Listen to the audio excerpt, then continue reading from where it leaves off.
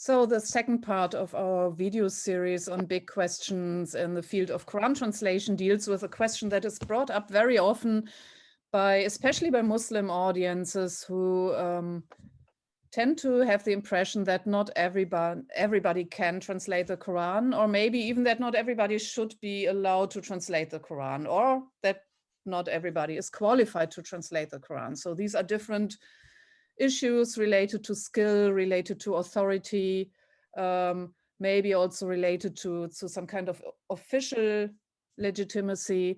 And what we are not going to do in this video is to give a final answer on the question who is allowed to translate the Quran, because it's not our job to give permission to anyone to translate the Quran. And from a very pragmatic and descriptive point of view, it's also obvious that a lot of different people are actually translating the Quran, no matter what discourses on their qualifications and legitimacy are also being led. So what we're going to do is to look at some controversies that arise when specific people translate the Quran and discuss the question, like what points actually led to these controversies, what was controversial about these persons, and especially about the persons and not just about the actual text of the translation they produced. So if we look at the history of the, let's say, modern field of Quran translation, we have a period in which big controversies started in the first 3 decades of the 20th century. And this particularly very often was related to the Ahmadiyya translations. Yes, this is an interesting case because the Ahmadiyya, you could say, were the first who started to translate the Quran into English, into European languages. And we have, for example, the case of Muhammad Ali's translation, which was published in 1917. And in the 1920s, Rashid Rida was asked whether it is permissible to use Muhammad Ali's translation. So he was asked whether other scholars could use it to translate this translation into other languages. In 1928, Rashid Rida issued a fatwa, and he said that it is actually important to examine the entire translation. But of course, he didn't do that. And he added that it is widely known that Muhammad Ali is a member of the Ahmadiyya movement. And in his opinion, this movement deviates from Islam because they believe that the founder of the Ahmadiyya movement received revelation.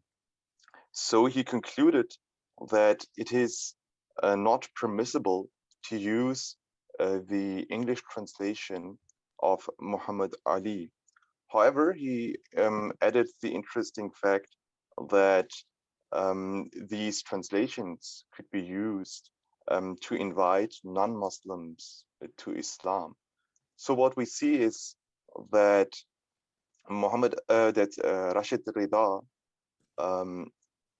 mentioned a distinctive characteristic, which is that the translator has to be a faithful or a firm Muslim. So he did not argue with the language skills or anything else. Okay. And Rashid Rida was certainly an influential figure. I think actually the request for the fatwa came from Indonesia, didn't it? Yes, this request came from Indonesia, and it was about that somebody wanted to translate the Quran into the Malay language, but he did not know, or he was not fluent in Arabic, and he wanted to use the English translation of Muhammad Ali. So this is the historical context. Okay. So we have controversies that are not based on the person who is on the text of the translation, but actually on the person of the translator and their denominational commitments, for example. Yes. And I mean, obviously, these might have an impact on the translation, but then again, they might not have an impact on the translation. And of course, also with like mainstream Sunni translators, the same might be the case. Yeah, but sometimes also in like an intra-Sunni context, there are a lot of issues mostly related to the political statements of the translator themselves, like a case from the end of the 20th century coming from Turkmenistan and almost all of the Central Asian Republic after the clash of Soviet Union. The local ulama, and not only ulama, started to produce the translations into Uzbek language, Tajik language, Kazakh language, and of course Turkmen language. And one of the translation has been carried out by Orazak Ilich Ahund, the representative of the ulama tradition in Turkmenistan. Just a few people survived from the atheistic politics of the Soviet Union, and he produced his translation in the middle of 90s, but also being approved by the official authorities and prepared for publishing and already published. Then he made some statements concerning the political regime of this time, and also some of the statements were related just to secular issue, like is it permissible for Muslims to celebrate New Year? And since he answered that there is no such a fest in Islamic tradition, so he was accused of like kind of extremism, like a violent secularism and so on. And the translator was put in prison, and all the copies were banned.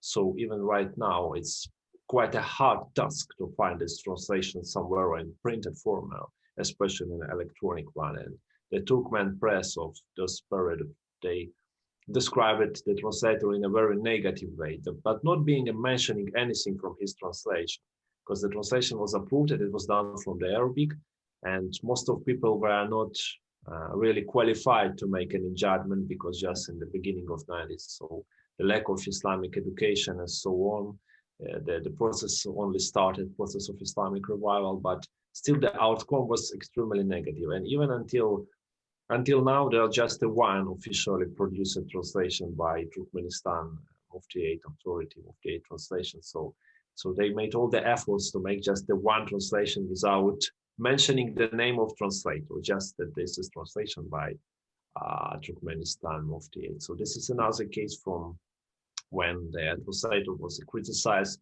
just because of his background, even not educational, but still political, or his social appearance in media and so on. Yeah, that's a fascinating case study. I mean, in other cases, we obviously have this phenomenon of gatekeeping. Like we have ulama who feel they are the only ones who are qualified to translate the Quran because they have all the training in tafsir and classical Arabic and so on. And they are unhappy if other people who don't have this training do so.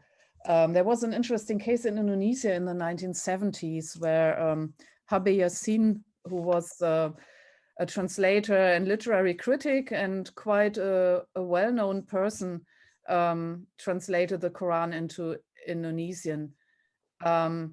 And he had no religious training. He didn't know Arabic. He used a lot of existing translations into Dutch and English and dictionaries and so on. He was also not that popular with conservative Muslims because he had been very vocal in defending the freedom of art against accusations of blasphemy, for example, with novels in which there were sexual scenes. So they considered him practically a blasphemous person. And then after the death of his wife, he had this spiritual turn, and he was very unhappy with the existing Indonesian Quran translations because he felt they were very technical, more like abridged tafsir works, not really suitable to bring across the stylistic beauty of the Quran. And so he tried to produce an Indonesian translation that achieved that. And he was really vehemently attacked, and people were writing whole books like listing the alleged mistakes in his translation. And most of these mistakes were actually, I mean, there was no conscious distortion of the meaning or anything of that kind. And many of these supposed mistakes were actually present in the generally accepted government translation in Indonesia. So it wasn't actually an unusual translation regarding its content, but it was really very much about the person of the translator, and also about this idea that that it's actually the mastery of the target language that counts, and not so much your mastery of Arabic. And I think that's a crucial point that is often brought up when people are criticized for not actually being qualified to translate the Quran. Usually their mastery of Arabic is discussed, but we rarely find a discussion of their mastery of the target language, like whether they are actually qualified to write good, like high standard Indonesian or whatever the target language is. I mean, even in English, we have heaps of Quran translators who speak English as a second language. So they are not even native speakers of English. And still, this is very rarely used to delegitimize their translation efforts. And actually, Yasin in Indonesia, he was defended by one very high-ranking scholar who later also became the head of the Indonesian Ulama Council, HAMKA, who said that there are actually different types of skills that you need in order to translate the Quran. And you could have like the skill set of the ulama, and so you can do a good tafsir or something, or you could have literary skills in the target language, and each Muslim should just serve, you know, the message of the Quran in their own way. And so if somebody feels able to do a good Indonesian translation that brings across the beauty of the original, that's fine. But that was a minority opinion, I think. I think you mentioned an important point about mastery of the target language. Because, for example, the case of Muhammad Ali, when he published his English translation, I think the problem was that there were not that many scholars who actually know English and who could actually judge whether he is fluent in English or not. And I think this is an important point, because for the readers, of course, it is important to have a fluent target text, which is, of course, depends on the translator and his language skills. Yeah, and I mean, Rashid Rida's English was not that yes. substantial from all we know. So yes. Yeah, that's actually an interesting point. And I mean, we have this again and again in various languages. We have like people who come with the authority of Al-Azhar or whatever, you know, institutional background, and say, okay, I'm going to produce an authoritative translation of the Quran because my training makes me so qualified. But they are not actually native speakers of the language they are translating into. And then you could wonder why.